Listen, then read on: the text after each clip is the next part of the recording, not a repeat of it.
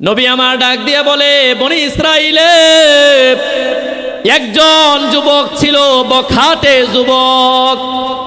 এমন কোন গুনাহের কাজ নাই যেই গুনাহের কাজটা ওই যুবক করে নাই।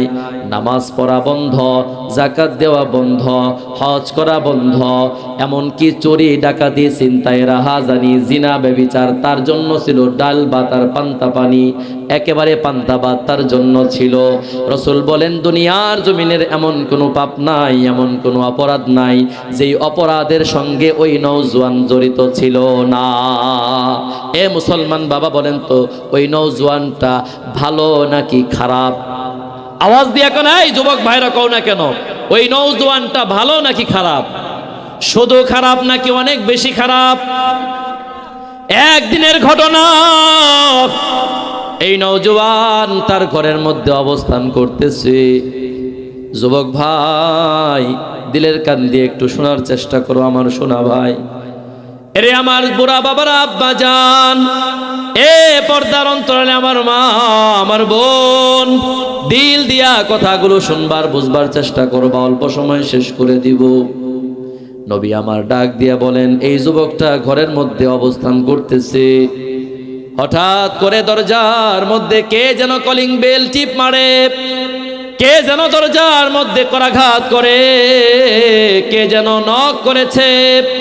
যুবক দরজাটা সুন্দর করে যখন খুলে দেয়, যুবক তাকায়া দেখে তার দরজার সামনে কোনো ভিক্ষুক আসে নাই, তার দরজার সামনে কোনো পুরুষ লোক আসে নাই, তার দরজার সামনে কোনো এমপি মন্ত্রী কেউ আসে নাই। তাকায়া দেখে ওই এলাকার একজন রূপসী গুণবতী সুন্দরী নবযৌবনা তরুণী তার দরজার সামনে হাজির। নবযৌবনা তরুণীকে দেখার পর এই যুবকের মাথার ভিতরে খারাপ চিন্তা চলে আসছে, কারণ এই যুবক তো আগে থেকেই পাপাচারে লিপ্ত, কথা বলেন ঠিক কিনা? জীবনে কত জিনা করেছে, কত মেয়েদের সম্ভ্রম নষ্ট করেছে, তার কোনো হিসাব নাই। যুবক মনে মনে চিন্তা করে, মেঘনা চাইতে বৃষ্টি, আহারে ঘরের সামনে এত সুন্দরী এত রূপসী একজন মেয়ে আমার ঘরের সামনে কেন হাজির? যুবক ডাক দিয়ে বলে, রে যুবতী, বল বল, তুই আমার দরজার সামনে কেন এসেছিস? যুবতী এবার ডাক দিয়ে বলে, ভাই, আমি একটা গরিব ফ্যামিলির কন্যা, আমি একটা অসহায় দরিদ্র ফ্যামিলির মেয়ে, আমার সংসারে বড় অভাব অনটন। এ মুসলমান, হাদিসের মধ্যে আসছে, কাদাল ফাকরু আইয়াকুনা কুফরান, মানুষ যখন অভাবের মধ্যে পড়ে যায় তখন ওই মানুষটা তার ঈমানটাকেও বিক্রি করতে কুণ্ঠাবোধ করে না, আছে না নাই? এই যে আমাদের বাংলাদেশের উত্তরবঙ্গের দিকে তাকায়া দেখো, এ যুবক, সারাদিন তো শুধুমাত্র ফেসবুকের মধ্যে থাকো, মেসেঞ্জার হোয়াটসঅ্যাপের মধ্যে থাকো, ফ্রি ফায়ার আর পাবজির মধ্যে থাকো, খোঁজখবর নাও বাংলাদেশের যে উত্তরবঙ্গ আছে, পঞ্চগড়, লালমনিরহাট, এই সমস্ত অঞ্চলে খোঁজখবর নিয়ে দেখো, দৈনন্দিন গরিব গরিব মুসলমানরা পুরা ফ্যামিলি সহকারে একসাথে খ্রিস্টানদের কাছ থেকে সাহায্য পেয়ে ঈমান বিক্রি করে করে খ্রিস্টান হয়ে যাচ্ছে, আছে না নাই? এই মেয়েটা ডাক দিয়া বলে, ভাই, অভাবে পড়ে তোমার দ্বারস্থ হয়েছি। যুবক ডাক দিয়ে বলে, আমি তোমাকে কি সাহায্য করতে পারি? এবার যুবতী ডাক দিয়ে বলে, ভাই, আমি অভাবের তাড়নায় তোমার কাছে ছুটে আসছি, তুমি আমাকে কিছু সাহায্য করবানি? যুবক মনে মনে চিন্তা করে, সুযোগ পাইছি, ঝোপ বুঝে আজকে কূপ মারতে হবে। এবার যুবক সাথে সাথে ঘরের মধ্যে চলে যায়। 60টা দিনার, দিনার বলা হয় স্বর্ণ মুদ্রাকে, কি মুদ্রা সবাই বলেন? স্বর্ণ মুদ্রাকে আরবিতে বলা হয় দিনার, রৌপ্য মুদ্রাকে আরবিতে বলা হয় দিরহাম। স্বর্ণ মুদ্রার দাম আছে না নাই? এ মুসলমান, এই যুবক ঘরের মধ্যে চলে যায়। এই যুবকের নাম হলো কিফিল। কি নাম বলেন? যুবকের নাম হলো কিফিল। কিফিল ঘরের মধ্যে চলে যায়, ঘরের মধ্যে চলে গিয়ে সেখান থেকে 60টা স্বর্ণ মুদ্রা 50-60টা স্বর্ণ মুদ্রা দিনার নিয়ে বাহিরে আসে। আসার পরে মেয়ের হাতের মধ্যে হ্যান্ড ওভার করে দেয়, এই নাও যুবতী, তোমাকে আমি 60 দিনার দিয়ে সাহায্য করলাম। যুবতী তো মনে মনে খুশি। বলেন তো বিপদের সময় কেউ যদি টাকা দিয়ে সাহায্য করে খুশি লাগে কি লাগে না? বলেন খুশি লাগে কি লাগে না? মেয়েটা এবার অত্যন্ত খুশি, বাসার দিকে রওনা হবে। ইন দ্য মিন টাইম হঠাৎ করে যুবক ডাক দিয়ে বলে, এই যুবতী দাঁড়াও। যুবতী বলে, ভাই আবার কি হলো, দাঁড়াইতে বললেন কেন? যুবক এবার ডাক দিয়া কয়, যুবতী এই স্বর্ণ মুদ্রা নিয়ে তুমি যদি বাসা পর্যন্ত যেতে চাও তাহলে আমার একটা শর্ত তোমাকে পূরণ করতে হবে। এ মুসলমান নাগরপুরের মুসলমান বাবা জানতে চায়, বলেন তো এই যুবক যে শর্তটা দিবে এটা ভালো হবে নাকি খারাপ? এই যুবতী এবার ডাক দিয়ে বলে, রে ভাই টাকা দিছ, সাহায্য করছো তো ভালো কথা, এখন আবার কি শর্ত আমার পূরণ করা লাগবে? ঠিক আছে বলো, আগে শুনি দেখি পালন করা যায় কিনা। যুবক এবার ডাক দিয়ে বলে, যুবতী এই টাকা নিয়ে তুমি যদি বাড়ি ফিরতে চাও আমার একটা শর্ত হলো, আমার সঙ্গে আমার ঘরের মধ্যে গিয়ে আমার বিছানাতে তোমাকে রাত্রি যাপন করা লাগবে।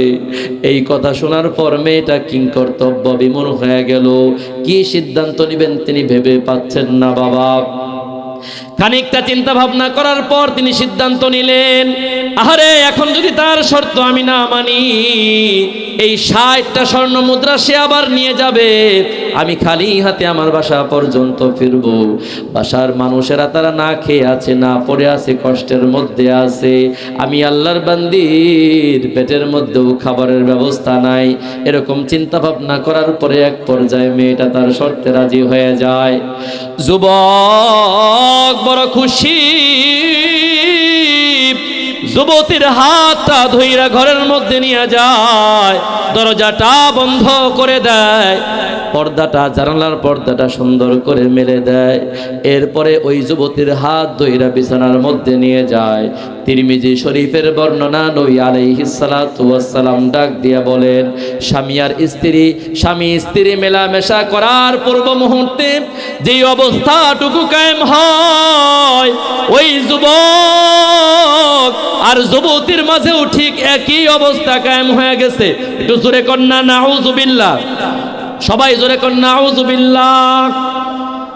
স্বামী আর স্ত্রী শারীরিক মেলামেশা করার পূর্ব মুহূর্তে যে অবস্থাটুকু কায়েম হয়, ওই যুবক আর যুবতীর মধ্যে সে অবস্থাটুকু কায়েম হয়ে গেছে।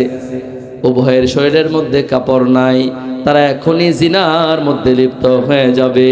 মনের চাহিদা, কুপ্রবৃত্তির চাহিদা তারা এখনই মিটাবে।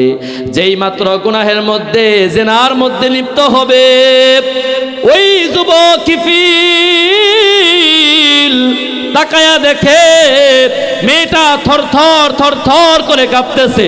আল্লাহু আকবার, জোরে কোন, জোরে বলেন না আল্লাহু আকবার। মেয়েটা থরথর করে কাঁপতেছে, ওয়াবাকাত, মেয়েটা অঝরে কান্না আরম্ভ করে দিছে। যুবক ডাক দিয়া বলে, রে যুবতী, আমি কি তোমাকে জোর করে আমার ঘরের মধ্যে আনছি?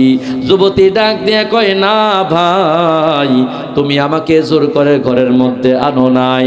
যুবক ডাক দিয়া বল, আমি কি তোমাকে মারধর করেছি? বলে, না ভাই, তুমি আমাকে মারধর করো নাই। যুবক ডাক দিয়া বলে, আমি কি তোমাকে বকাঝকা করেছি? যুবতী ডাক দিয়ে কয়, না ভাই, তুমি আমাকে বকাঝকা করো নাই। তাহলে যুবতী বল তুই কেন কান্না করতেছিস আর থর থর থর থর করে কেন কাঁপছিস? এবার যুবতীর কান্নার পাওয়ার আরো বেড়ে গেল। ডাক দিয়া বলে, ভাই, আল্লাহর জাতের কসম করে বলি, আজকের পূর্বে আমি কোনোদিন কোনো পরপুরুষের সঙ্গে মেলামেশা করতে যাই নাই। আমি আজ পর্যন্ত কোনো পরপুরুষের বিছানায় যাই নাই। আমি বেশ্যা কোনো মেয়ে না, আমি পতিতা কোনো মেয়ে না, আমি খারাপ চরিত্রের কোনো মেয়ে না। যুবক ডাক দিয়ে বলে, তাহলে তুই আমার শর্ত কেন মানলি? যুবতী চোখের পানি ফেলে কান্দে আর ডাক দিয়ে কয়, ভাই আমি তো অভাবে পড়ে তোমার শর্তে রাজি হয়েছি, কিন্তু আমি এই মুহূর্তে চিন্তা করতেছি আমি যদি এখন জেনার মধ্যে লিপ্ত হয়ে যাই, হাসরের ময়দান যেদিন কায়েম হয়ে যাবে, এই নাপাক চেহারা নিয়া আমি আমার আল্লাহর সামনে কিভাবে দাঁড়াবো? আমি আমার আল্লাহর সামনে কিভাবে মুখটা নিয়ে দাঁড়াবো? ওই ভয়ে ভাই আমি কান্না করতেছি, আমার শরীরের মধ্যে কম্পন আরম্ভ হয়ে গেছে। এরে নাগরপুরের মুসলমান নওজোয়ান ভাই, আমি তোমাদের কাছে জানতে চাই, হেদায়েতের মালিক যিনি, তিনি কে? আওয়াজ দিয়ে বলতে হবে, তিনি কে? আল্লাহ রব্বুল আলামিন এই ঘটনা দেখায়া ওই বখাটে নওজোয়ান নোংরা স্বভাবের অধিকারী কিফিলের হেদায়েতের চাবি আল্লাহ ঘুরায়া দিছে। আল্লাহু আকবার, জোরে কোন, জোরে কোন, আল্লাহু আকবার, জোরে বলেন। আল্লাহ তাআলা হেদায়েতের চাবি ঘুরায়া দেয়। আল্লাহ তাআলা ওই যুবককে হেদায়েত দান করে দেয়। যুবক সাথে সাথে খাটের মধ্যে লাফ দিয়া দাঁড়ায় গেছে, দাঁড়ায় যায় পরনের কাপড়টা টান দিয়ে পরে নিছে। যুবতীর ডাক দিয়া বলে, যুবতী যা যা, তুই তোর বাড়ি চলে যা। যুবতী বলে, কেন? আপনি না আমার সঙ্গে খারাপ কর্মে লিপ্ত হবেন? বলে, না না, আমার আল্লাহ বুঝ দিয়া দিছে। আল্লাহু আকবার, আমার আল্লাহ আমার হেদায়েত দান করে দিছে। যুবতী তুই যা, তোর বাড়ির দিকে চলে যা। যে 60টা স্বর্ণ মুদ্রা আমি তোকে দিয়েছি, যে 60টা দিনার আমি তোরে দিয়েছি, এই 60টা দিনার আমার প্রয়োজন নাই। যা যা, তুই এটা নিয়ে যা, আমি আমার শর্ত উঠায়া নিলাম। এবার যুবতী পরনের কাপড়টা ঠিক মতো পইরা বাড়ির দিকে যখন রওনা হয়ে গেল, ভাই এই যুবক ঘরের মধ্যে ওই যে আল্লাহ তাআলা হেদায়েত দিছে, আল্লাহর সামনে তওবা করছে, আল্লাহর সামনে এমন ভাবে তওবা করছে, রাত্রি হয়ে গেছে, আল্লাহরে ডাক দিয়ে কয়, আল্লাহ ওগো আরশের মালিক আল্লাহ, ওগো জমিনের মালিক আল্লাহ, আমি তোমার এমন একজন বান্দা, জীবনে গুনাহ ছাড়া আর কোনো সওয়াবের কাজ করি নাই। আয় আল্লাহ, আমার আপাদ মস্তক গুনাহে ভরপুর। আল্লাহ গো, এই অবস্থায় যদি আমার মৃত্যু হয়, কবরের শাস্তি আমি সহ্য করতে পারবো না। আয় আল্লাহ, এই মুহূর্তে আমি তোমার কাছে খাঁটি দিলে তওবা করছি। আল্লাহ, তুমি না বলছো লা তাকনাতু বির রাহমাতিল্লাহ? আল্লাহু আকবার বলেন। আল্লাহ বলেন, বান্দারে তোর যত গুনাহ হোক না কেন, আমি আল্লাহর দয়া তোর গুনার চাইতে আরো কোটি কোটি গুণে বড়। সুবহানাল্লাহ। বান্দারে তুই আমার রহমত থেকে নিরাশ হয়ে যাস না, তুই আমার রহমতের দোয়ার থেকে দূরে চলে যাস না। আল্লাহ, আমি তোমার রহমত থেকে দূরে যাই না, আমি এই মুহূর্তে তোমার কাছে খাঁটি দিলে তওবা করছি। যতদিন দুনিয়ার জমিনে বাঁচব রে আল্লাহ, আর কোনোদিন তোমার নাফরমানি করব না, আর কোনোদিন তোমাকে কষ্ট দিব না। আল্লাহ, খাস করে তুমি আমার জীবনের সকল গুনাহগুলোকে ক্ষমা করে দাও। হে মুসলমান, নবী আমার ডাক দিয়ে বলেন, কুল্লু বানি আদমা খাত্তাউন। দুনিয়ার জমিনে যত আদম সন্তান আছে, যত মানুষের বাচ্চা আছে, আদমের যত সন্তান আছে রে, সবাই গুনাহগার, সবাই পাপী তাপী, সবার আমল নামার মধ্যে অপরাধ আছে, সবার আমল নামার মধ্যে গুনাহ আছে। গুনাহ আছে না নাই? নবী আমার ডাক দিয়ে বলেন, ওয়া খায়রুল খাত্তাইনা আত-তাওয়াবুন। আল্লাহু আকবার বলেন। এরে নাগরপুরের মুসলমান বাবা, গভীর মনোযোগ। নবী আমার ডাক দিয়ে বলেন, উম্মত রে শোনো, আদম সন্তানদের সবাই গুনাহগার, সবার আমলনামায় গুনাহ আছে বটে। তবে এই গুনাহগার বান্দাদের মধ্য থেকে যেই বান্দা বান্দি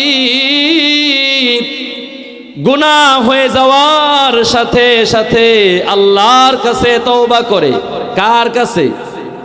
আওয়াজ দিয়ে বলেন, কার কাছে?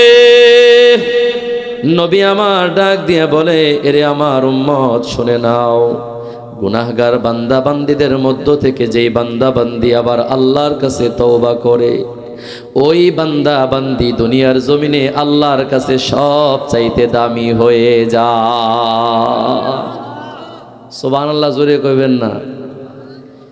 এ মুসলমান বাবা, নবী আমার জানায়া দেয়, গুনাহগার বান্দা যদি আল্লাহর কাছে তওবা করে, গুনাহগার বান্দা যদি আল্লাহর কাছে ইস্তেগফার করে, গুনাহগার বান্দা যদি আল্লাহর কাছে ক্ষমা চায়, শেষ রাত্রে যাই নামাজের মধ্যে পড়ে, এই তাহাজ্জুদের যাই নামাজে সিজদার মধ্যে পড়ে বান্দা যদি আল্লাহরে আল্লাহ বইলা একটা ডাক মারতে পারে, চোখের 2 ফোঁটা পানি ফেলে আল্লাহকে ডাক দিয়া বলতে পারে, আল্লাহ আমি তো না জেনে না বুঝে গুনাহ করে ফেলেছি রে আল্লাহ, আমি আমার গুনাহের উপরে অনুতপ্ত অনুশোচিত, আমি তোমার কাছে খাস দিলে ক্ষমা চাই রে আল্লাহ।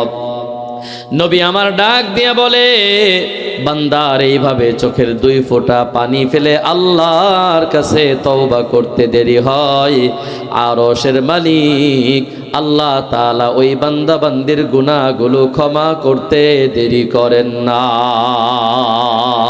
আল্লাহু আকবার, জোরে বলেন। এ মুসলমান বাবা, তাহলে আমরা এই হাদিসের মাধ্যমে জানতে পারলাম, দুনিয়ার জমিনে যত মানুষ আমরা আছি, যত মানুষ অতীতে গত হয়ে গেছে, চলে গেছে, কবরস্থ হয়ে গেছে, মারা গেছে, আবার কিয়ামত পর্যন্ত যত মানুষ দুনিয়ার জমিনে আসবে, সবার আমলনামার মধ্যে কিছু কম আর বেশি গুনাহ আছে না নাই? এ নাগরপুরের মুসলমান, টাঙ্গাইলের মুসলমান বাবা, জানতে চাই, ফেরেশতাদের আমলনামায় গুনাহ আছে নাকি? বলেন বলেন বলেন, ফেরেশতাদের আমলনামায় কোনো গুনাহ আসেনি? না না, ফেরেশতাদের আমলনামায় বাবা কোনো গুনাহ নাই। এরে আব্বা জান, ফেরেশতাদের আমলনামায় গুনাহ নাই কেন? বলে যে আল্লাহ তাআলা ফেরেশতাদেরকে গুনাহ করার মতো শক্তি দান করেন নাই। জোরে কোন সুবহানাল্লাহ।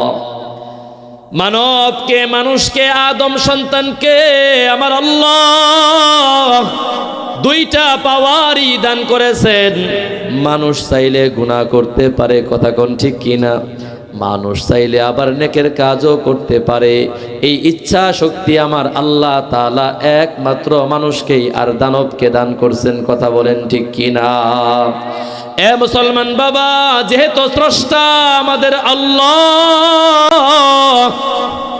বলেন তো মোবাইল যে বানায়, কি বানায়? এই লাইটটা যে আবিষ্কার করেছে, যে বানিয়েছে, এই লাইটের ভিতরে কতটুকু কি আছে ওই আবিষ্কারক জানে কি জানে না?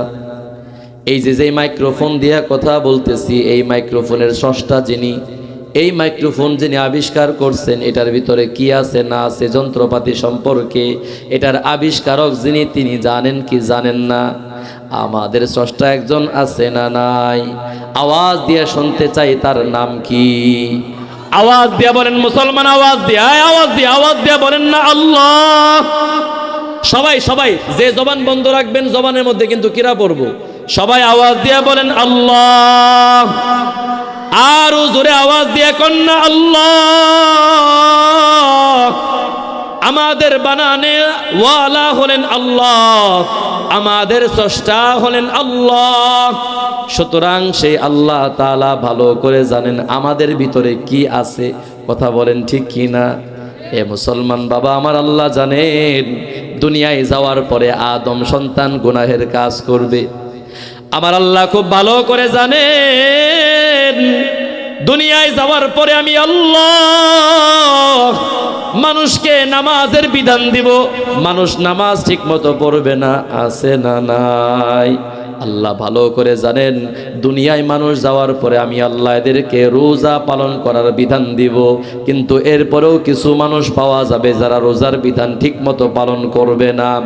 আমি আল্লাহ জানি দুনিয়ার জমিনে যাওয়ার পরে আমি তাদেরকে যাকাতের বিধান দেব, আমি হজের বিধান দেব, আমি পর্দার বিধান দেব, সুদ না খেতে বলবো, ঘুষ না খেতে বলবো, হালাল উপার্জন করার জন্য বলবো, মানুষের সঙ্গে ভালো আচরণ করতে বলবো, জুলুম অত্যাচার থেকে বিরত থাকতে বলবো।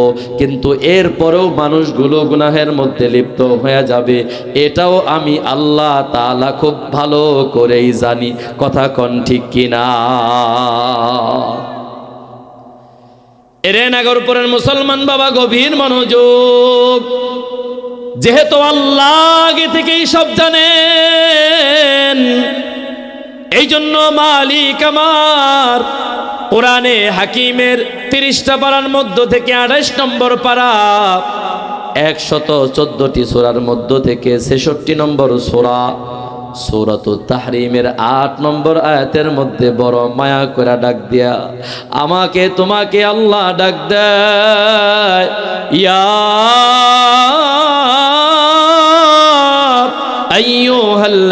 আইয়ুহাল্লাযীনা আমানু তুবু ইলাল্লাহি তাওবাতান নাসুহা। আল্লাহু আকবার পড়েন।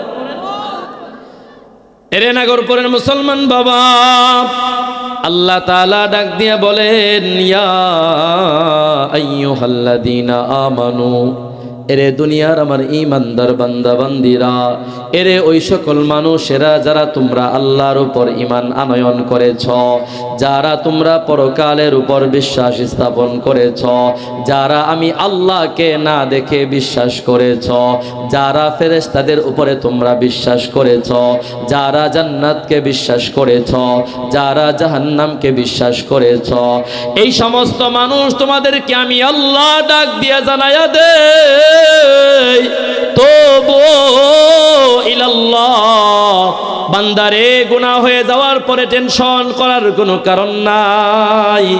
যখনই বান্দা গুনাহ হয়ে যাবে আমি আল্লাহ তাআলার কাছে সাথে সাথে তওবা করো। তওবা করব যার কাছে, তিনি কে? আওয়াজ দিয়ে বলেন না, তিনি কে?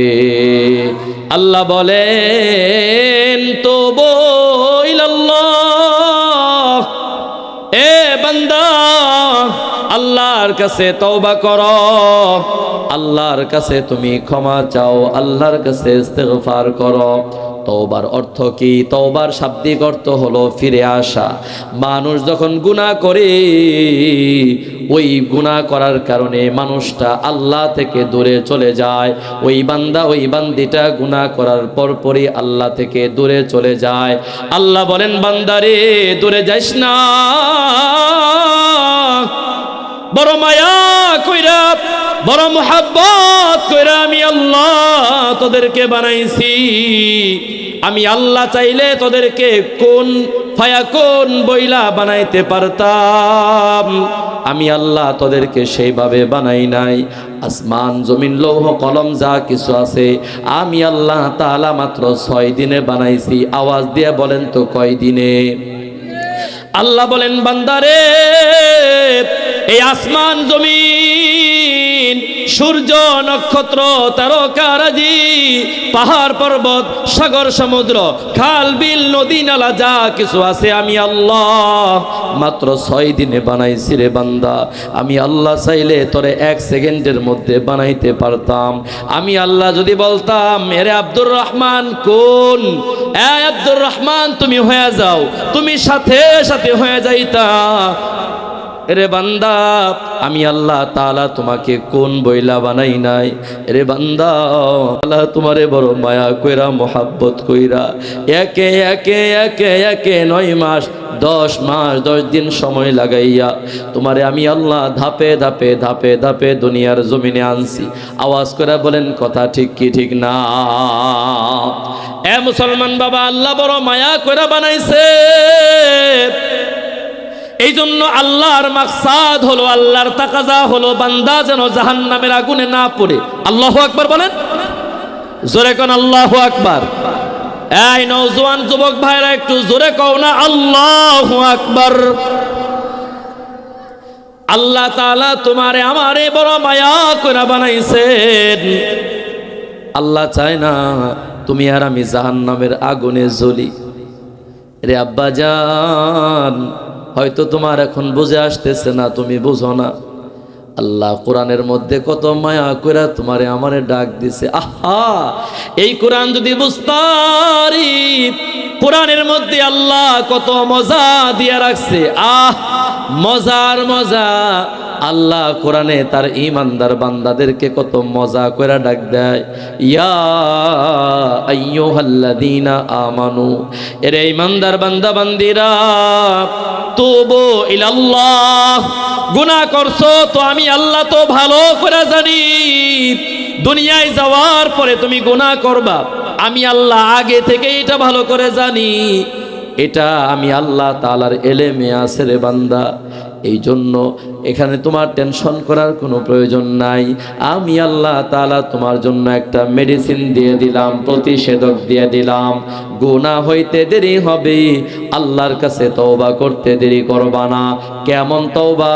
বলে তাওবাতান নাসুহা, খাঁটি দিলে আল্লাহ তাআলার কাছে তওবা করতে হবে। হযরতে ওমর ফারুক রাদিয়াল্লাহু তাআলা আনহুকে জিজ্ঞাসা করা হলো, তাওবায়ে নাসুহা কাকে বলে? হযরতে ওমর ইবনুল খাত্তাব রাদিয়াল্লাহু তাআলা আনহু বলেন, বান্দা যখন কোনো গুনাহ করে, ওই গুনাহ করার পর সেই গুনাহ থেকে এমনভাবে তওবা করে, এমনভাবে গুনাহ থেকে ফিরে আসে, ভবিষ্যতে ওই গুনাহের মধ্যে বান্দার ফেরত যায় না। এটাকে বলা হয় তাওবায়ে নাসুহা, খাঁটি দিলে তওবা। এই খাঁটি দিলে তওবা যদি আল্লাহ তাআলার কাছে গ্রহণযোগ্য হয়ে যায়, এরে নাগরপুরের মুসলমান, এরে আব্বা জান, পর্দার অন্তরাল থেকে যেই সমস্ত আম্মা জানরা শুনছেন, দিলের কান দিয়া কথাগুলো নেওয়ার চেষ্টা করবেন আম্মা জান। আল্লাহ বলেন, বান্দারে তোর এই খাঁটি দিলে তওবা করতে দেরি হবে, আমি আল্লাহ তাআলা জীবনের গুনাহগুলো ক্ষমা করতে দেরি করব না। আল্লাহ আল্লাহ क्या मुबारक नाम है, अल्लाह अल्लाह मोमिनों का काम है। अल्लाह अल्लाह क्या मुबारक नाम है, अल्लाह अल्लाह आशिकों का काम है। अल्लाह अल्लाह इचे शिरीनिस्त नाम शिरो शाकर मिकुनद जानम तमाम। জোরে জোরে বলা যাবে কি মারহাবা? এ মুসলমান বাবা, আমি আপনাদের কাছে জানতে চাই, আল্লাহর দেওয়া ফর্মুলা অনুসরণ করলে বান্দার লাভ আছে না নাই? জোরে কোন আছে না নাই? আল্লাহ বলেন, বান্দা গুনাহ হয়ে যাওয়ার সাথে সাথে আমি আল্লাহর কাছে তওবা করবা। তুমি যদি খাঁটি দিলে তওবা করতে পারো, তুমি যদি তাওবায়ে নাসুহা করতে পারো, একাগ্র চিত্তে তুমি যদি তওবা করতে পারো, মন থেকে খালেস নিয়তে তুমি যদি তওবা করতে পারো, আমি আল্লাহ ওয়াদা দিলাম, বান্দারে তোমারে আমি 5টা পুরস্কারে পুরস্কৃত করব। পুরস্কার কয়টা? শোনার প্রয়োজন আছে না নাই? শুনতে রাজি আছেন? শুনতে রাজি নাই কারা কারা দেখি তো? না মাশাআল্লাহ, এই কিরে ভাই এখনো পাওয়া যায় আবার বলে না। আমি মাঝে মাঝে বক্তা যদি মাঝে মাঝে পরীক্ষা নিরীক্ষা না করে বুঝবে কেমনে যে আপনারা শুনতেছেন না ঘুমাইতেছেন? পরীক্ষা করার প্রয়োজন আছে না নাই? জোরে কোন। 1 নাম্বার পুরস্কার আমার আল্লাহ ডাক দিয়া বলেন কোরআনে হাকিমের 66 নম্বর সূরা সূরাতুত তাহরিমের 8 নম্বর আয়াত, আল্লাহ বলেন আসা রব্বুকুম আইয়ুকাফিরা আনকুম সাইয়্যাতিকুম। আল্লাহ বলেন বান্দারে খাটি দিলে তওবা যদি হয়, 1 নম্বর পুরস্কার হলো আমি আল্লাহ ওয়াদা দিলাম, আমি আল্লাহ তোর জীবনের সমস্ত গুনাহগুলোকে ধুয়ে মুছে সাফ করে দিব। আমাদের গুনাহগুলো দূর হওয়ার প্রয়োজন আছে না নাই বলেন? সময় সংক্ষিপ্ত, বেশি লম্বা করব না। আল্লাহ 2 নম্বর পুরস্কার কথা বলেন, পুরস্কারের কথা আল্লাহ বলেন ওয়ায়ুদখিলাকুম জান্নাতিন তাজরি মিন তাহতিহাল আনহার।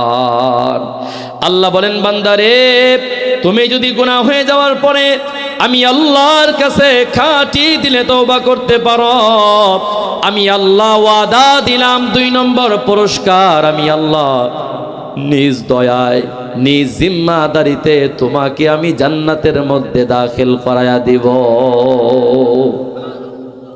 জান্নাতে যাওয়ার প্রয়োজন আমাদের আছে না নাই? এ মুসলমান বাপ আব্বাজান, জান্নাতে যাবেন কারা কারা? হাত তুলেন। নারায়ে তাকবীর, লিল্লাহে তাকবীর, জোরে নারায়ে তাকবীর, লিল্লাহে তাকবীর। আজকের মাহফিল সফল হোক, সফল হোক। নারায়ে তাকবীর। এ মুসলমান বাপ, আমরা সকলেই জান্নাতে যেতে চাই, তাই তো? আল্লাহ বলেন তুবু ইলাল্লাহ, জান্নাতে যাইতে চাও তো আমি আল্লাহ তাআলার কাছে খাঁটি দিলে তওবা করো, আমি আল্লাহর কাছে তওবায়ে নাসুহা করো রে বান্দা। তুমি যদি তওবায়ে নাসুহা করতে পারো 5 পুরস্কার। আওয়াজ দিয়ে বলা যাবে কি পুরস্কার কয়টা? 1 নম্বর আল্লাহ ডাক দিয়া কয় আসা রব্বুকুম আইয়ুকাফিরা আনকুম সাইয়্যাতিকুম। 1 নম্বর পুরস্কার বান্দা, আমি আল্লাহ তোর জীবনের গুনাহগুলো ক্ষমা করে দিব। 2 নম্বর পুরস্কার ওয়ায়ুদখিলাকুম জান্নাত, আমি আল্লাহ ওয়াদা দিলাম বান্দা মৃত্যুর পরে আমি তোমারে জান্নাতের মধ্যে প্রবেশ করায়া দিব। এ নাগরপুরের মুসলমান, জাননি আমার আল্লাহ তোমারে আমারে কেমন জান্নাত দান করবেন? গুনাহ থেকে তওবা করনেওয়ালা বান্দা বান্দিরে আমার আল্লাহ কেমন জান্নাত দান করবেন? আল্লাহ বলেন তাজরি মিন তাহতিহাল আনহার, যেই জান্নাতের তলদেশ দিয়ে আল্লাহ তাআলা নহর জারি করে দিবে। সুবহানাল্লাহ, আস্তে করে আরো জোরে কন্যা সুবহানাল্লাহ। আল্লাহ বলেন যে এই জান্নাতের তলদেশ দিয়ে আমি আল্লাহ নদী প্রবাহিত করে দিব, নহর প্রবাহিত করে দিব, খাল বিল নদী নালা আমি আল্লাহ প্রবাহিত করে দিব। এরে মুসলমান প্রশ্ন করতে পারেন হুজুর, আল্লাহ তাআলা জান্নাতের তলদেশ দিয়ে যে নহর দিবে সেই নহরগুলো কিসের? আপনাদের একটু জানার প্রয়োজন আছে না নাই? চলেন তাফসিরুল কোরআন বিল কোরআন, কোরআনের 1 আয়াতের তাফসীর আর 1 আয়াতের মাধ্যমে করে শোনাই। রব্বুল আলামিন কোরআনে কারীমের অন্য সূরা সূরা মুহাম্মাদের 15 নম্বর আয়াতের মধ্যে বলেন বান্দারে তওবা করার পরে তোমাকে আমি আল্লাহ তাআলা যেই জান্নাত দান করব, যেই জান্নাতের তলদেশ দিয়ে নহর আমি আল্লাহ জারি করব, 1টা 2টা না, আমি আল্লাহ একে একে 4-4টা নহর জারি করে দিব। নহর কয়টা? আওয়াজ দিয়ে বলেন কয়টা? এ মুসলমান বাবা, আল্লাহ বলেন 1 নম্বর নহর ফিহা আনহারুম মিম্মা ইন গায়রি আসিন। আমি আল্লাহ তাআলা একটা স্বচ্ছ পানির লেক, পানির নহর, পানির নদী আমি আল্লাহ তাআলা তোমার জান্নাতের তলদেশ দিয়া প্রবাহিত করে দিব।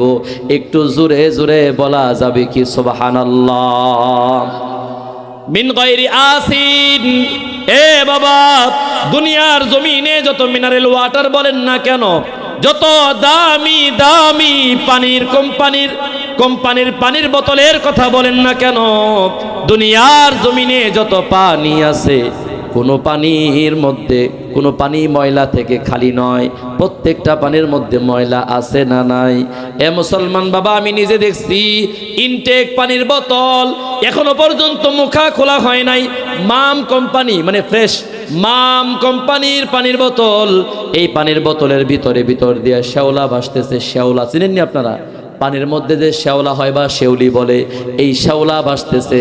তাহলে বোঝা গেল এই বোতলজাত করা পানির ভিতরেও ময়লা আর আবর্জনা বাবা আছে না নাই? আল্লাহ বলেন, বান্দারে, দুনিয়ার জমিনের এই নোংরা পানি আমি আল্লাহ তোর জান্নাতের তলদেশ দিয়ে দিব না। আমি আল্লাহ এমন একটা পানির নহর দেব, যেই পানির মধ্যে কোনো ভেজাল নাই, যেই পানির মধ্যে কোনো সমস্যা নাই, যেই পানির মধ্যে কোনো শ্যাওলা নাই, যেই পানি কশিন কালেও দুর্গন্ধযুক্ত হবে না। জোরে বলা যাবে কি সুবহানাল্লাহ? কয় নম্বর গেল? আওয়াজ দিয়ে বলেন, কথা বলতে হবে। ওয়াজ শুধু আমি করব, আপনারা বসে বসে শুনবেন না। ওয়াজ 50-50, অর্ধেক আমার অর্ধেক আপনাদের। কথা কোন ঠিক কিনা? নহর কয়টা গেল? 1 নম্বর নহর গেল। 2 নম্বর নহর আল্লাহ বলেন, ওয়া আনহারুম মিন লাবানিন লাম ইয়াতাগায়্যারু তা'মু। দুনিয়ার জমিনে আমরা দুধ পান করি কি করি না? আওয়াজ দিয়া বলতে হবে, দুধ পান করি কি করি না? নাগরপুর বাজারে গেলে দুধ পাওয়া যায়, পং বাইজোড়া বাজারে দুধ পাওয়া যায় কি যায় না?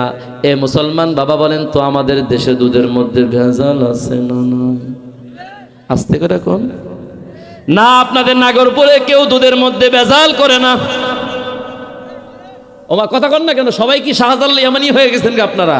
খাজা মাইনুদ্দিন চিশতির মতো হয়ে গেছেন নাকি আমরা? দুধের মধ্যে আমাদের সমাজে ভেজাল আছে না নাই? এ মুসলমান, আল্লাহ বলেন, না না, দুনিয়ার জমিনের ওই ভেজাল মার্কা দুধ আমি আল্লাহ তাআলা দুধের নহর তোর জান্নাতের তলদেশ দিয়া দেব না। বলেন তো বাবা, দুনিয়ার জমিনের যেই দুধ আছে, এই বোতলজাত করে যদি আপনি রাখেন ফ্রিজ ছাড়া, কয়দিন থাকবে? বলেন বলেন, কয়দিন থাকবে? 1 দিন বা 2 দিন? 1 দিনও থাকবে না, ঠিক না? 1 দিনও থাকবে না ফ্রিজ করা ছাড়া, তো বা জাল দেওয়া ছাড়া। আল্লাহ বলেন, বান্দারে, আমি আল্লাহ তোরে যেই দুধের একটা নহর দেব, এটা কিন্তু 1 লিটার আর 2 লিটারের পরিমাণ হবে না। ওই দুধ পান করার জন্য তোমাকে টাকা গোনার প্রয়োজন নাই। বলেন তো, আমরা বাজারে গেলে দুধ কিনলে আমাদের টাকা গোনা লাগে কি লাগে না? এরপরে আবার দুধের মধ্যে ভেজাল আছে না নাই? আল্লাহ বলেন, না না বান্দা, আমি আল্লাহ এমন একটা দুধের নহর, দুধের লেক, দুধের ড্রেন আমি আল্লাহ তোর জান্নাতের তলদেশ দিয়ে প্রবাহিত করে দিব, যেই দুধ কোনোদিন দুর্গন্ধযুক্ত হবে না। এ বান্দা, তোর যত মনে চাই তুই সেখান থেকে তত পান করবি, কোনো বাধা নাই, কোনো নিষেধ নাই, কোনো অসুবিধা নাই। যত মনে চাই তত পান করবা, যত মনে চাই তত অন্য জান্নাতীকে হাদিয়া দিবা। শেষ হবে না, শেষ হবে না, খাইতেই থাকবা, পান করতে থাকবা। কত পান করবা? আজীবন, অনন্তকালের জন্য আমি আল্লাহ তাআলা চমৎকার দুধের একটা নহর দান করে দিব। এর নাগরপুরের মুসলমান বাবা, গভীর মনোযোগ। বলেন তো বাবা, আমাদের জন্য দুনিয়ার জমিনে মদ পান করা হালাল নাকি হারাম? আওয়াজ দিয়ে বলতে হবে, যুবক ভাই, যুবক ভাই, যুবক ভাই, যদিও খাও তারপরেও কও, হালাল নাকি হারাম? যদি কেউ মদ পান করে তার কবিরা গুনাহ হয়, ঠিক কিনা বলেন? যদি হারাম জেনে খায় তাহলে কবিরা গুনাহ। আর কেউ যদি মনে করে মদ পান করা হালাল, তাহলে তার ঈমান নাই, কি নাই বলেন? তার ঈমানই থাকবে না, ঈমানটা চলে যাবে। এ মুসলমান বাবা, দুনিয়ার জমিনের যেই মদ আছে না সমাজের মধ্যে, বলেন না কেন, নেশাখোর আমাদের সমাজে আছে না নাই? আছে। রন্ধ্রে রন্ধ্রে এখন নেশা ছড়ায় গেছে। হ্যাঁ, এই মাদক নিয়ন্ত্রণ করার জন্য কত আইন বাংলাদেশে হয়, মাগার এগুলো বন্ধ হয় না। আর বন্ধ কেমনে হবে? যারা ওই আইন করে ওরাই তো বড় নেশাখোর। কথা কন না কেন? নেশা যে বন্ধ হবে যারা আইন করলো, ওই তো বড় নেশাখোর। তো নেশা বন্ধ হবে কেমনে? কোরআনের আইন বাস্তবায়ন করেন। আল্লাহর জাতের কসম করে বলি, 24 ঘন্টা সময়, 24 ঘন্টা সারা বাংলাদেশ থেকে সমস্ত নেশা বন্ধ হয়ে যাবে। আল্লাহর আইন লাগবে, আল্লাহর আইন ছাড়া কোশ্চিন কালেও সম্ভব না। এ মুসলমান বাবা, গভীর মনোযোগ। দুনিয়ার জমিনে আমরা যেই মদ পান করি, যেই মাল আমরা পান করি, এই মাল খাওয়ার পরে মাথা টাল হয়ে যায়, ঠিক কিনা? ঝোর ঝাপড়ার মধ্যে, নদীর ভাঙ্গনের মধ্যে, বিভিন্ন জায়গায় কুড়ে ঘরের মধ্যে রাত্রিবেলায় যুবক নওজোয়ান মাল খায়। মাল খাওয়ার পরে মাথা যখন টাল হয়ে যায়, বাসার মধ্যে যাওয়ার পর দরজার মধ্যে যখন কলিং বেলে টিপ দেয়, দরজার মধ্যে যখন করাঘাত করে, ভিতর থেকে যখন দরজা খুলে, মারে কয় বউ, বউরে কয় মা। এমন পাগল ছাগল সমাজের মধ্যে আছে না নাই? আল্লাহ বলেন, বান্দারে না না, এমন মাল আমি দান করব না, এমন মদ আমি আল্লাহ দিব না। তবে আমি আল্লাহ তোদেরকে এমন একটা মদের নহর দিব। সুবহানাল্লাহ, জোরে কোন। ওয়া আনহারুম লাদ্দাতিল লিশারিবিন। আমি আল্লাহ তাআলা তওবা করনেওয়ালা বান্দা বান্দীদেরকে মদের একটা নহর দান করে দেব। জোরে কোন সুবহানাল্লাহ। এই মদ যত খাবি রে, আমি আল্লাহ তোর হৃদয়টারে তত স্বচ্ছ বানায়া দিব। কয় নম্বর গেল? 3 নম্বর। এবার আল্লাহ বলেন 4 নম্বর, ওয়ানহারুম মিন আসাল মুসাফফা। আল্লাহ বলেন, বান্দারে দুনিয়ার জমিনে খাঁটি মধু পাওয়ার জন্য ঢাকা থেকে গ্রামে ফোন করতা, পং বাই জোড়া ফোন করতা, ও ভাই ও চাচা আমার 1 লিটার খাঁটি মধু লাগবে। টাকা যত লাগুক দেব, টাকা 1000, 1200 আর 2000 টাকা বুঝি না। 1 নম্বর পিওর মধু আমার প্রয়োজন, বাচ্চা হইছে, নবজাতক সন্তানের মুখের মধ্যে একটু মধু দিব। এই জন্য ঢাকা যারা থাকে গ্রামে যোগাযোগ করে, কি করে না? এ মুসলমান বাবা, বর্তমানে অফলাইনে অনলাইনে সোশ্যাল মিডিয়ার মাধ্যমে প্রচার করে করে মধু বিক্রি হয় কি হয় না? বলেন তো, মধুর মধ্যে ভেজাল আছে না নাই? আমার মসজিদে এখনো পর্যন্ত 2-3 জায়গার মধুর বোতল আছে। দেওয়ার সময় সবাই কয়, হুজুর আপনি তো আলেম মানুষ। আমি বলি হ্যাঁ। আপনি তো খতিব মানুষ, বক্তা মানুষ। আমি বলি যে হ্যাঁ। হুজুর আপনার লয় কি ভেজাল করা যায়? আমি বলি না, করা যায় না। খায়া দেখি নাম্বারের ভিতরে নাই। যদি 3 নাম্বার হইতো তাহলে বলতাম যে হ্যাঁ 1, 2, 3 নাম্বারে আছে। এমন ভেজালের ভেজাল, ওর মধ্যে মধুর কোনো অংশই নাই, আছে না নাই? এ মুসলমান বাবা, আমাদের এই যে সাভার ব্যাংকুলনি মাদ্রাসা, আপনাদের এই মসজিদের হুজুর যে মাদ্রাসা পড়াশোনা করেছে, আমিও সেই মাদ্রাসার ছাত্র। ওই মাদ্রাসার শাইখুল হাদিস আল্লামা হেলাল উদ্দিন সাহেবের ঘটনা আছে। হুজুর একদিন সাভার অন্ধ সংস্থা সুপার মার্কেটে গিয়া, দোকানে গিয়া বলে, ভাই আমার একটু মধুর প্রয়োজন। দোকানদার ডাক দিয়া বলে, হুজুর আমাদের দোকানে খাঁটি মধু আছে। হুজুর খাঁটি মধু আছে? হুজুর মুস্কি মুস্কি হাসে আর ডাক দিয়া কয়, ভাই আমার খাঁটি মধুর প্রয়োজন নাই। সুবহানাল্লাহ, জোরে কইবেন না। দোকানদার আশ্চর্যান্বিত হয়ে গিয়ে বলে, হুজুর সবাই এসে খাঁটি মধু চাই, আপনি কোন খাঁটি মধুর প্রয়োজন নাই? হুজুর বলে, স্বাভাবিক কি মধু আছে এটা আমারে দেন, অথবা বলেন যে স্বাভাবিক মধু আমাদের কাছে আছে, খাঁটি বলার দরকার নাই, কারণ এই খাঁটি বলে বলে যেই পরিমাণে ধোঁকাবাজি করা হয় এতে আপনার গুনাহ হবে আর আমিও নিজে প্রতারিত হব। এর চাইতে আগে থেকেই এটা টেন্ডেন্সি সেট আপ করে নেই যে না, মধুর মধ্যে ভেজাল আছে, কিন্তু খাঁটি মধু যেহেতু অ্যাভেলেবেল পাওয়া যায় না, এই জন্য এটা নিয়ে এখন আমাদেরকে সেবন করা লাগবে। জোরে কোন সুবহানাল্লাহ। এ মুসলমান বাবা, গভীর মনোযোগ। আল্লাহ বলেন, বান্দারে দুনিয়ার জমিনে আধা লিটার 1 লিটার খাঁটি পিওর মধু পাওয়ার জন্য তুমি কি পরিমাণে ফিকির করতা, চিন্তা ভাবনা করতা, দৌড়ঝাঁপ করতা? বান্দারে আমি আল্লাহ তাআলা 1 লিটার আর 2 লিটার না, 1 মণ আর 2 মণ না, 1 টন আর 2 টন নয়, আমি আল্লাহ তাআলা ফ্রেশ কন্ডিশনের ভেজাল মুক্ত খাঁটি একটা মধুর নহর আমি আল্লাহ তোর জান্নাতের তলদেশ দিয়ে প্রবাহিত করে দেব। মুসাফফা মিন আসালিম মুসাফফা, তাফসিরে মাআরিফুল কোরআনের মধ্যে আসছে,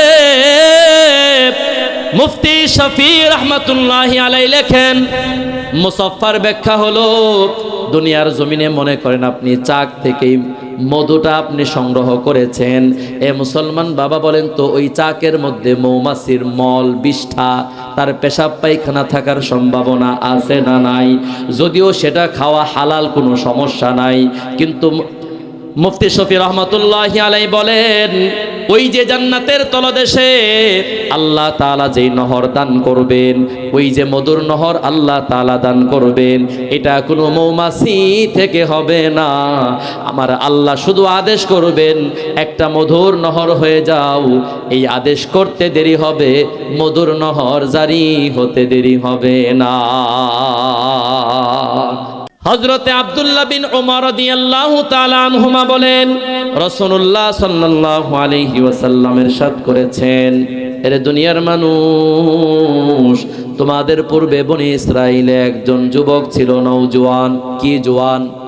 আমাদের সমাজে আপনাদের এই পংবাই জোড়া এলাকাতে নওজোয়ানরা আছে না নাই? নওজোয়ানদের মধ্যে খারাপ কিছু নওজোয়ান আছে না নাই? আবার মাশাআল্লাহ ভালো কিছু নওজোয়ান আছে যারা 5 ওয়াক্ত আল্লাহ ডাকে হাজিরা দিয়ে মসজিদে উপস্থিত হয়, আছে না নাই? নবী আমার ডাক দিয়ে বলে, বনি ইসরাইলে একজন যুবক ছিল, বখাটে যুবক, এমন কোনো গুনাহের কাজ নাই যেই গুনাহের কাজটা ওই যুবক করে নাই।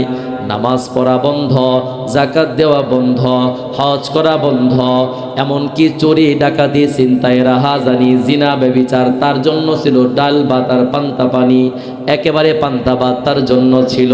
রাসূল বলেন, দুনিয়ার জমিনের এমন কোনো পাপ নাই, এমন কোনো অপরাধ নাই যেই অপরাধের সঙ্গে ওই নওজোয়ান জড়িত ছিল না।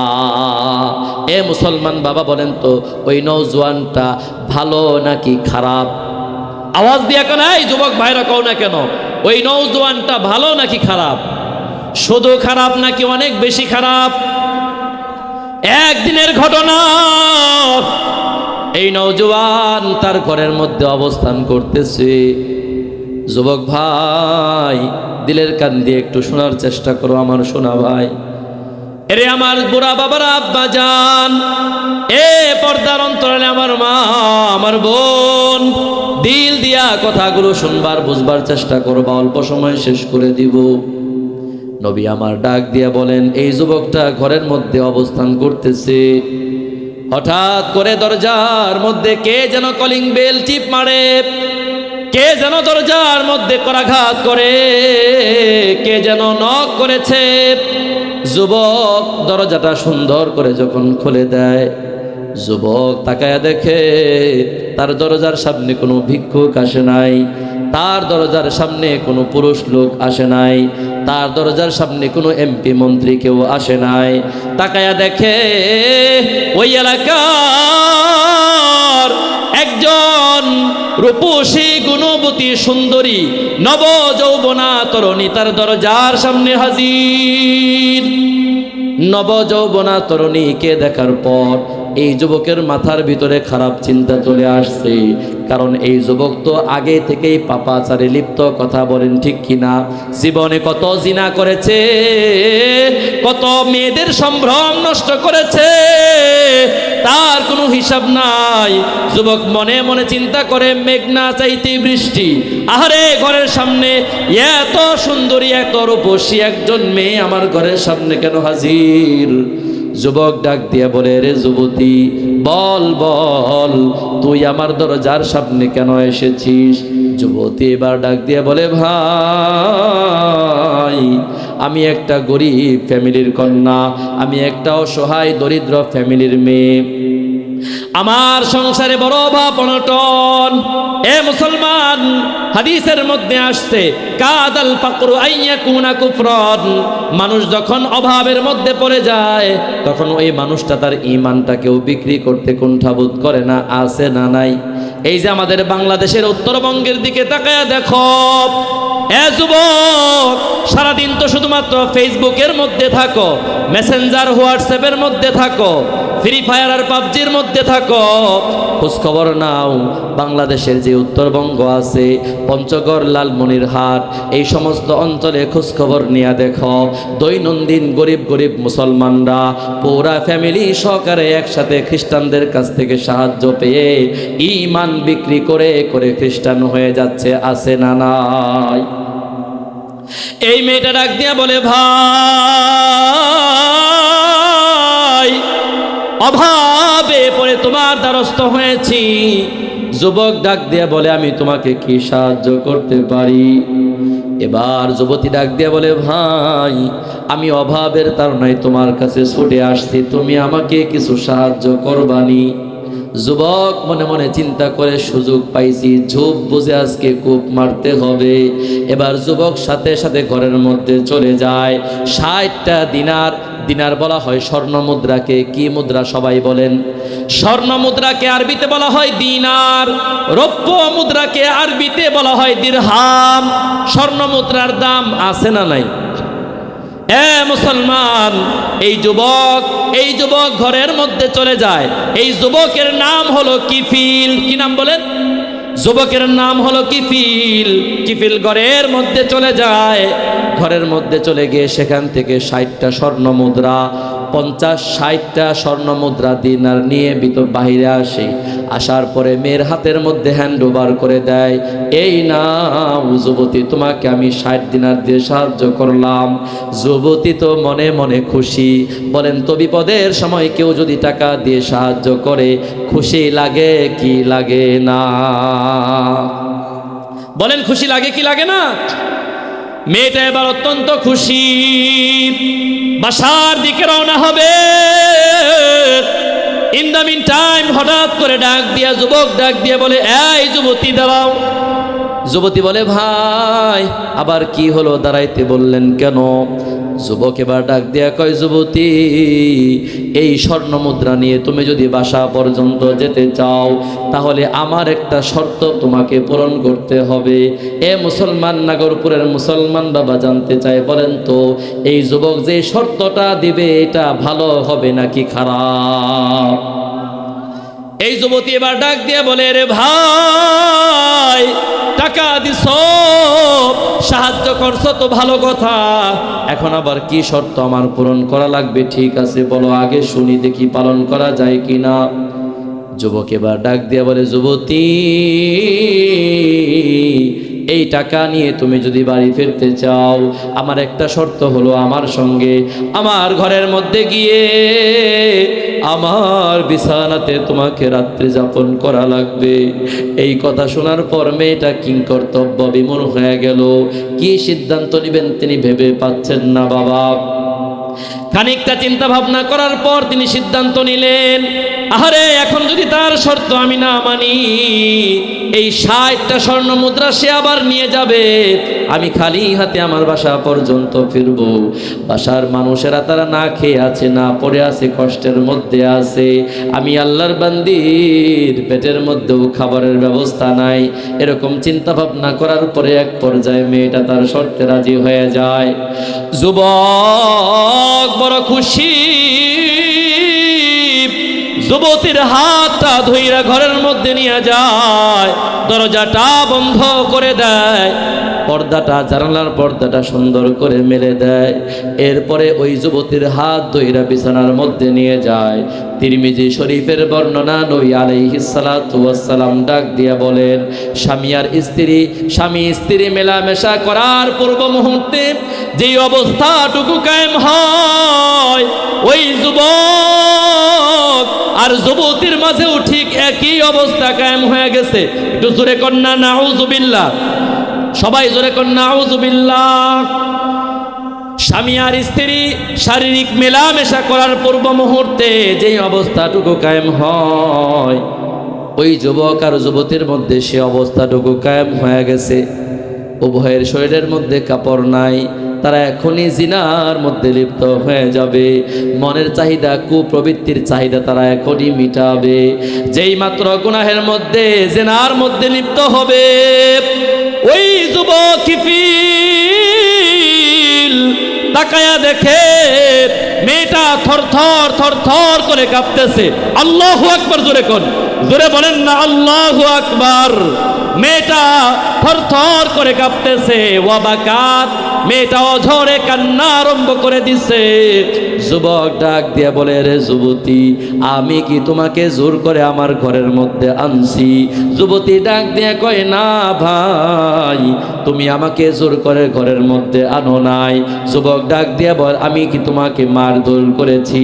বলে, না ভাই, তুমি আমাকে মারধর করো নাই। যুবক ডাক দিয়া বলে, আমি কি তোমাকে বকাঝকা করেছি? যুবতী ডাক দিয়া কয়, না ভাই, তুমি আমাকে বকাঝকা করো নাই। তাহলে যুবতী বল, তুই কেন কান্না করতেছিস আর থর থর থর থর করে কেন কাঁপছিস? এবার যুবতীর কান্নার পাওয়ার আরো বেড়ে গেল। ডাক দিয়া বলে, ভাই, আল্লাহর জাতের কসম করে বলি, আজকের পূর্বে আমি কোনোদিন কোনো পরপুরুষের সঙ্গে মেলামেশা করতে যাই নাই। আমি আজ পর্যন্ত কোনো পরপুরুষের বিছানায় যাই নাই। আমি বেশ্যা কোনো মেয়ে না, আমি পতিতা কোনো মেয়ে না, আমি খারাপ চরিত্রের কোনো মেয়ে না। যুবক ডাক দিয়া বলে, তাহলে তুই আমার শর্ত কেন মানলি? যুবতী চোখের পানি ফেলে কান্দে আর ডাক দিয়া কয়, ভাই, আমি তো অভাবে পরে তোমার শর্তে রাজি হয়েছি, কিন্তু আমি এই মুহূর্তে চিন্তা করতেছি, আমি যদি এখন জেনার মধ্যে লিপ্ত হয়ে যাই, হাসরের ময়দান যেদিন কায়েম হয়ে যাবে, এই নাপাক চেহারা নিয়া আমি আমার আল্লাহর সামনে কিভাবে দাঁড়াবো? আমি আমার আল্লাহর সামনে কিভাবে মুখটা নিয়ে দাঁড়াবো? ওই ভয়ে ভাই আমি কান্না করতেছি, আমার শরীরের মধ্যে কম্পন আরম্ভ হয়ে গেছে। রেনাগরপুরের মুসলমান নওজোয়ান ভাই, আমি তোমাদের কাছে জানতে চাই, হেদায়েতের মালিক যিনি, তিনি কে? আওয়াজ দিয়ে বলতে হবে, তিনি কে? আল্লাহ রব্বুল আলামিন এই ঘটনা দেখায়া ওই বখাটে নওজোয়ান, নোংরা স্বভাবের অধিকারী কিফিলের হেদায়েতের চাবি আল্লাহ ঘুরায় দিছে। আল্লাহু আকবার, জোরে কোন, জোরে কোন, আল্লাহু আকবার, জোরে বলেন। আল্লাহ তাআলা হেদায়েতের চাবি ঘুরায় দেয়। আল্লাহ তাআলা ওই যুবককে হেদায়েত দান করে দেয়। যুবক সাথে সাথে খাটের মধ্যে লাফ দিয়া দাঁড়ায় গেছে। দাঁড়ায় যায় পরনের কাপড়টা টান দিয়া পরে নিছে। যুবতীরে ডাক দিয়া বলে, যুবতী, যা যা, তুই তোর বাড়ি চলে যা। যুবতী বলে, কেন? আপনি না আমার সঙ্গে খারাপ কর্মে লিপ্ত হবেন? বলে, না না, আমার আল্লাহ বুঝ দিয়া দিছে। আল্লাহু আকবার। আমার আল্লাহ আমারে হেদায়েত দান করে দিছে। যুবতী তুই যা, তোর বাড়ির দিকে চলে যা। যে 60টা স্বর্ণ মুদ্রা আমি তোকে দিয়েছি, যে 60টা দিনার আমি তোরে দিয়েছি, এই 60টা দিনার আমার প্রয়োজন নাই। যা যা তুই এটা নিয়ে যা, আমি আমার শর্ত উঠায়া নিলাম। এবার যুবতী পরনের কাপড়টা ঠিক মতো পইরা বাড়ির দিকে যখন রওনা হয়ে গেল, ভাই এই যুবক ঘরের মধ্যে ওই যে আল্লাহ তাআলা হেদায়েত দিছে, আল্লাহর সামনে তওবা করছে, আল্লাহর সামনে এমন ভাবে তওবা করছে, রাত্রি হয়ে গেছে, আল্লাহরে ডাক দিয়ে কয়, আল্লাহ ওগো আরশের মালিক আল্লাহ, ওগো জমিনের মালিক আল্লাহ, আমি তোমার এমন একজন বান্দা, জীবনে গুনাহ ছাড়া আর কোনো সওয়াবের কাজ করি নাই। আয় আল্লাহ, আমার আপাদ মস্তক গুনাহে ভরপুর। আল্লাহ গো, এই অবস্থায় যদি আমার মৃত্যু হয়, কবরের শাস্তি আমি সহ্য করতে পারবো না। আয় আল্লাহ, এই মুহূর্তে আমি তোমার কাছে খাঁটি দিলে তওবা করছি। আল্লাহ, তুমি না বলছো লা তাকনাতু বির রাহমাতিল্লাহ। আল্লাহু আকবার পড়েন। আল্লাহ বলেন, বান্দারে তোর যত গুনাহ হোক না কেন, আমি আল্লাহর দয়া তোর গুনার চাইতে আরো কোটি কোটি গুণে বড়। সুবহানাল্লাহ। বান্দারে তুই আমার রহমত থেকে নিরাশ হয়ে যাস না, তুই আমার রহমতের দোয়ার থেকে দূরে চলে যাস না। আল্লাহ, আমি তোমার রহমত থেকে দূরে যাই না, আমি এই মুহূর্তে তোমার কাছে খাঁটি দিলে তওবা করছি। যতদিন দুনিয়ার জমিনে বাঁচব রে আল্লাহ, আর কোনোদিন তোমার নাফরমানি করব না, আর কোনোদিন তোমাকে কষ্ট দিব না। আল্লাহ, খাস করে তুমি আমার জীবনের সকল গুনাহগুলোকে ক্ষমা করে দাও।